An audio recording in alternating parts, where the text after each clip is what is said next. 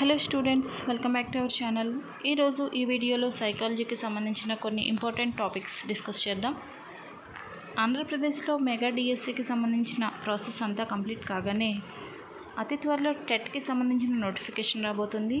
మీలో ఎవరైనా first time TET రాస్తున్నట్లయితే లేదా టెట్లో ఎక్కువ స్కోర్ గెయిన్ చేయాలంటే మా టెలిగ్రామ్ గ్రూప్లో డైలీ నిర్వహిస్తున్న ఫ్రీ ప్రాక్టీస్ బిట్స్ని ప్రాక్టీస్ చేయండి. అలాగే ఆన్లైన్ టెస్టులు కూడా అటెంప్ట్ చేయండి. టెలిగ్రామ్ గ్రూప్ లింక్ని డిస్క్రిప్షన్లో ప్రొవైడ్ చేస్తాం, దానిపైన క్లిక్ చేసి జాయిన్ అవ్వండి.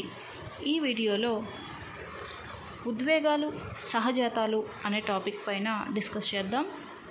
ఉద్వేగాలకు మూలం సహజాతాలు అని పేర్కొన్నవారు మెక్ డోగల్.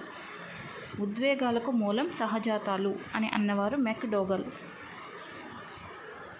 సహజాతాలకి ఉదాహరణ తప్పించుకోవడం, కలహించుకోవడం, వ్యతిరేకించడం, విన్నవించడం, మాతృపితృ ప్రవృత్తి, కుతూహలం, నవ్వు, లైంగిక వాంఛ, నిర్మాణం, సామూహికతత్వం, ఆర్జించడం, ఆహార సేకరణ.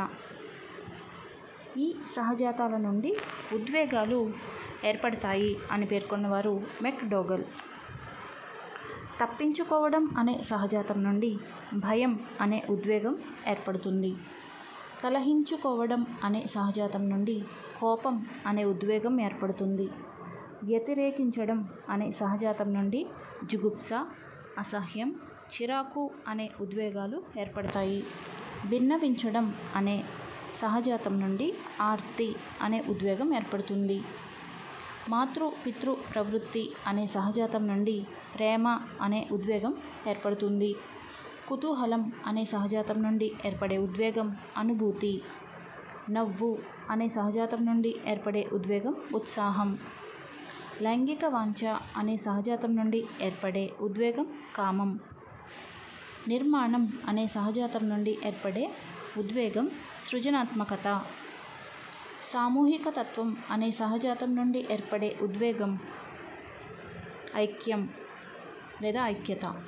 ఆర్జించడం అనే సహజాతం నుండి ఏర్పడే ఉద్వేగం సొంతమన్న అనుభూతి. ఆహార సేకరణ అనే సహజాతం నుండి ఏర్పడే ఉద్వేగం ఆకలి.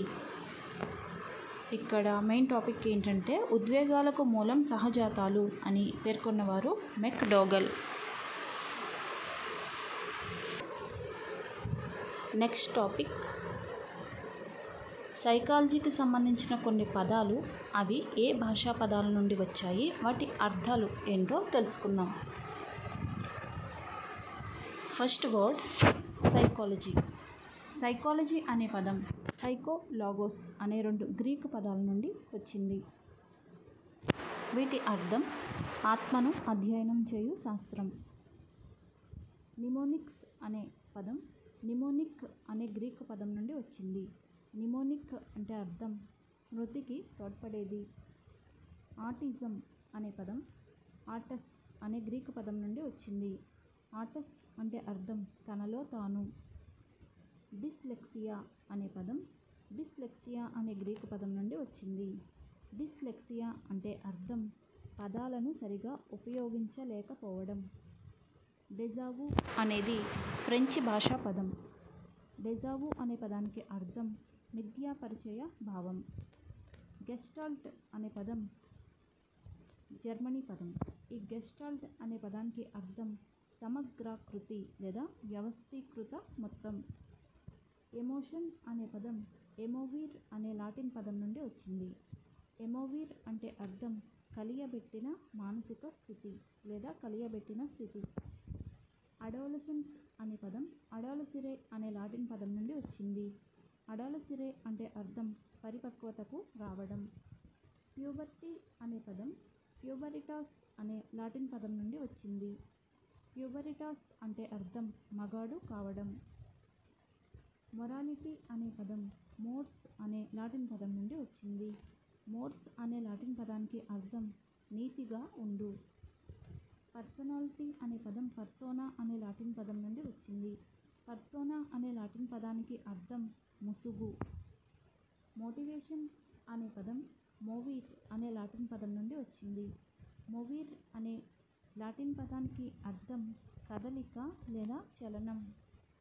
డిస్లెక్సియా అనే పదం డిస్లెక్సియా అనే గ్రీకు పదం నుండి వచ్చింది. డిస్లెక్సియా అనే గ్రీకు పదానికి అర్థం పదాలను సరిగా ఉపయోగించలేకపోవడం.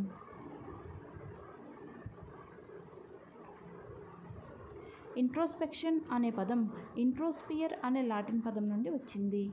ఇంట్రోస్పియర్ అనే లాటిన్ పదాల నుండి వచ్చింది. ఇంట్రో అంటే అర్థం లోపలికి, స్పియర్ అంటే తొంగి చూచుట. ఇంట్రోస్పియర్ అనే రెండు లాటిన్ పదాలకి అర్థం తనలోకి తాను తొంగి చూసుకోవడం. అసెస్మెంట్ అనే పదం అసైడర్ అనే లాటిన్ పదం నుండి వచ్చింది. అసైడర్ అనే లాటిన్ పదానికి అర్థం పక్కనే ఉండు. ఎడ్యుకేషన్ అనే పదం ఎడ్యుకేర్ అనే లాటిన్ పదం నుండి వచ్చింది. ఎడ్యుకేర్ అనే లాటిన్ పదానికి అర్థం పెంచుట లేదా వృద్ధిలోకి తెచ్చుట. లెక్చర్ అనే పదం లిగో అనే లాటిన్ పదం నుండి వచ్చింది. లిగో అనే లాటిన్ పదానికి అర్థం బోధించు. డిసిప్లైన్ అనే పదం డిసిప్లస్ అనే లాటిన్ పదం నుండి వచ్చింది.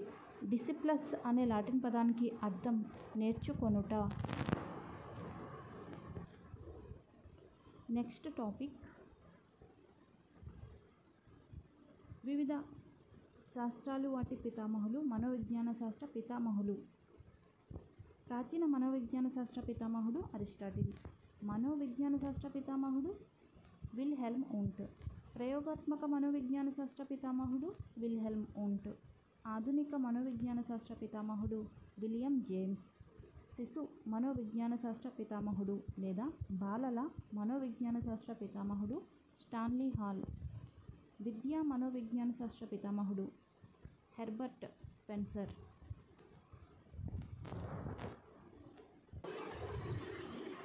నెక్స్ట్ టాపిక్ పెరుగుదల, వికాసం, పరిపక్వతలకు సంబంధించిన కొన్ని నిర్వచనాలు చూద్దాం.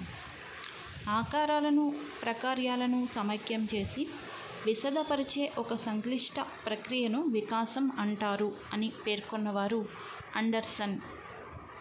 వికాసం అనేది ఒక వ్యక్తి సంరచన, ఆలోచన, ప్రవర్తనలో మార్పు రావడం. ఇది జీవ సంబంధిత పరిసరాల ప్రభావం వల్ల సంభవిస్తుంది అని నిర్వచించిన వారు క్రైగ్. పరిపక్వత అనేది జన్యు ప్రభావాల సంకలనం. స్వీయ పరిమితితో కూడిన జీవిత వలయంలో ఇది కార్యక్రమయుతంగా పనిచేస్తుంది అని నిర్వచించిన వారు గెస్సెల్. పరిపక్వత అనేది జన్యు పటిష్టాన్ని తెలుపుతుంది. ఇది ముందుగా నిర్ణయించిన ప్రణాళిక ప్రకారంగా జరుగుతుంది అనే నిర్వచనాన్ని ఇచ్చిన వారు క్రైగ్. నెక్స్ట్ టాపిక్ కొంతమంది అనువంశికవాదులు ఇచ్చారు. వాళ్ళు ఏ అంశం మీద పరిశోధన చేశారో తెలుసుకుందాం. అనువంశికతవాదులకి ఉదాహరణ Francis Galton, EL Dugdale, HH Goddard, Pearson, FN Freeman, Kellogg దంపతులు, డాక్టర్ విన్షిప్, ఆల్పోర్ట్. వీళ్ళందరూ అనువంశికతవాదులు. ఫ్రాన్సిస్ గాల్టన్ ప్రముఖ వ్యక్తులు, రాజనీతి కుటుంబాలపై పరిశోధన చేసిన వారు ఫ్రాన్సిస్ గాల్టన్. మ్యాక్ జూక్స్ అనే నేరస్తుని కుటుంబంపై పరిశోధన చేసిన అనువంశికతావాది ఈఎల్ డగ్డేల్. మార్టిన్ కల్లికాక్ అనే ఊహాజనిత సైనిక కుటుంబంపై పరిశోధన చేసిన వారు హెచ్హెచ్ గొడార్డ్. డార్విన్ కుటుంబం మరియు హోమినీ కుటుంబంపై పరిశోధన చేసిన వారు పియర్సన్. కవలలు, అన్నదమ్ములు, దాయాదులపై పరిశోధన చేసిన వారు ఎఫ్ఎన్ ఫ్రీమన్. డొనాల్డ్ అనే మానవ శిశువు, గువా అనే చింపాంజీపై పరిశోధన చేసిన వారు కెల్లాగ్ దంపతులు. ఎడ్వర్డ్ కుటుంబంపై పరిశోధన చేసిన వారు డాక్టర్ విన్షిప్. వ్యక్తుల సుఖదుఖాల గురించి పరిశోధన చేసిన వారు ఆల్పోర్ట్. హెరిడేటరీ జీనియస్ అనే గ్రంథాన్ని రచించిన వారు గాల్టన్. నెక్స్ట్ టాపిక్ కొందరు పరిసరవాదులు. వారు ఏ అంశాలపై పరిశోధన చేశారో తెలుసుకుందాం. పరిసరవాదులకి ఉదాహరణ J B Watson, Newman, Freeman Holzinger, Skodak, Gordon, W C Bagley, Freeman. నాకొక డజన్ మంది శిశువులను మీరు ఇవ్వగలిగితే వారిని మీరు కోరిన రీతిలో తయారు చేసి ఇవ్వగలను అని అన్నవారు జేబీ వాట్సన్. 19 జతల సమరూప కవలలపై పరిశోధన చేసిన వారు న్యూమన్ ఫ్రీమన్ హాల్జింగర్.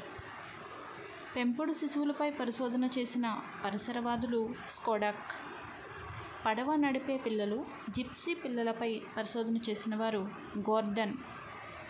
పాఠశాల వసతులకు శిశు వికాసానికి మధ్య సంబంధాన్ని వివరించిన వారు డబ్ల్యూసి బాగ్లే. ఎడ్యుకేషనల్ డిటర్మినిజం అనే గ్రంథాన్ని రచించిన వారు డబ్ల్యూసి బాగ్లే. మిల్డ్రెడ్ రూత్ అనే కవలలపై పరిశోధన చేసిన వారు ఫ్రీమన్. నెక్స్ట్ టాపిక్ వికాస దశలు. ఎలిజబెత్ హెర్లాక్ మానవ జీవితాన్ని 10 వికాస దశలుగా వివరించారు. అందులో ఫస్ట్ వన్ నవజాత శిశు దశా కాలం పుట్టినప్పటి నుంచి 2 వారాల వరకు ఉంటుంది. శైశవ దశా కాలం 2 వారాల నుండి 2 సంవత్సరాల వరకు ఉంటుంది. పూర్వ బాల్య దశా కాలం 3 సంవత్సరాల నుండి 5 సంవత్సరాల వరకు ఉంటుంది.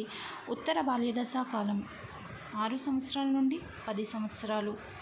యవ్వన ఆరంభ దశ 11 సంవత్సరాల నుండి 12 సంవత్సరాలు.